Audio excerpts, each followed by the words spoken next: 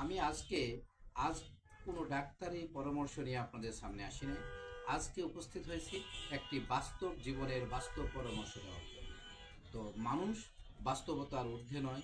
মানুষ ডাক্তার হোক, ইঞ্জিনিয়ার হোক, যেই হোক, সে কোনো একজন রক্তে মাংসের মানুষ। তা প্রত্যেকটা মানুষেরই উপরে ওঠার পরিকল্পনা বিভিন্ন রকম।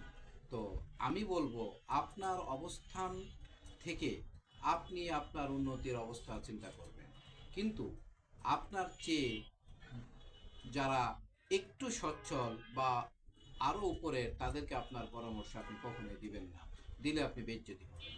সে ধরে নেন আপনি একজন জ্ঞানী মানুষ, আপনি শিক্ষিত মানুষ, বাট আপনার আর্নিং যে সোর্সটা, সেটা হয়তো কিছুটা দুর্বল, 8-10 জনের মতো না। তাহলে আপনার উপরে ওঠার ধাপটা হবে আপনার মতো করে। সে আপনার হাতে এখন খুবই অল্প করে এক্সাম্পল দিয়ে আমি মনে করেন 10,000 টাকার একটা পরিকল্পনা আপনি করতেছেন। যে 10,000 টাকা ইনভেস্ট করে আজ থেকে 3 বছর 5 বছর পরে সেটা আপনি 50,000 টাকার একটা সম্পদ করতে পারবেন, হয়তো সাথে আরও 10,000 টাকা যোগ করে 5 বছর পরে ওটা 50,000 টাকার সম্পদ আপনার কাছে হবে। সেটা আপনার জন্য একটা মহামূল্যবান অ্যাসেট। সেটা আপনার পরিকল্পনা, কারণ আপনার আর্নিং অবস্থার উপরে ডিপেন্ড করে আপনি সিদ্ধান্ত নিয়েছেন।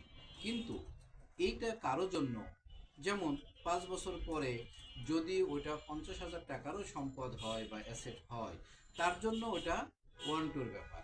কিন্তু আপনি যদি তাকে পরামর্শ দেন, সে তো আপনার পাশে দাঁড়াবে না, আপনাকে বলবে না ঠিক আছে আপনার জন্য করে দিচ্ছি, আপনি সামনে আগান, এটা কিন্তু বলবে না, কখনোই সে বলবে না।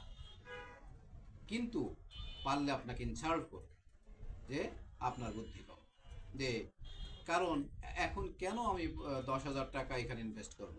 কারণ তার ক্ষমতা হলো 10,000 টাকা ইনভেস্ট করে সে এটাকে 5 বছরে দেখা যাবে কয়েক লাখ টাকা সে ইনকাম করতে পারবে। কারণ তার সামাজিক পরিস্থিতি বা তার আর্নিং সোর্সটা এমন। কিন্তু আপনি যে প্রফেশনে আছেন, আপনার জন্য ওই 10,000 টাকা 5 বছরে 5 লাখ টাকা করা সম্ভব নয়। যার জন্য আপনার অবস্থা হলো 10,000 টাকা ইনভেস্ট করে আপনি 5 বছরে যদি 50,000 টাকার সম্পদ পান, এটা আপনার জন্য অ্যাপ্রোপ্রিয়েট। যার জন্য আপনি পরামর্শ করবেন, উপদেশ দিবেন আপনার লেভেলের লোককে।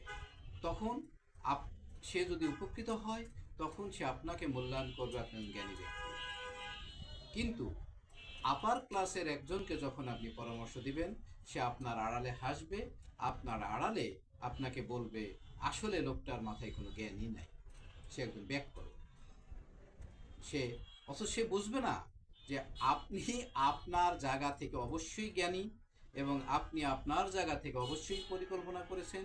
ওই লোকই ওইটা ওই 5 বছর পরে ওটা 50,000 টাকা হলেও সে 1 লাখে কিনে নিতে পারবে।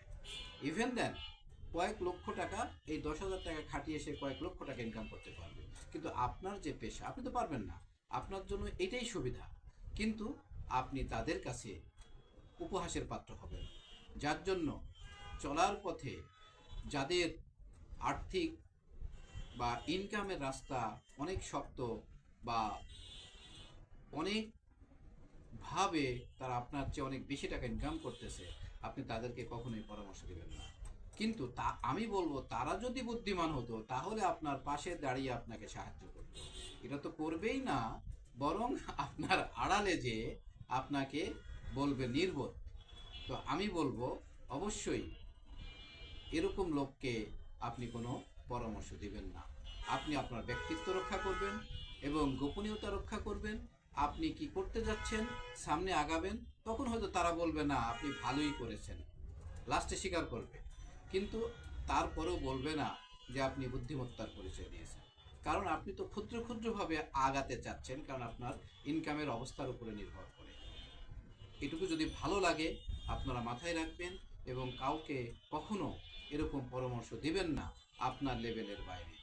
না দিয়ে কারো কাছ থেকে উপহাসের পাত্র হবেন না, এটুকু মনে রাখবেন। আশা করি কথাগুলি আপনাদের ভালো লাগছে। আসসালামু আলাইকুম।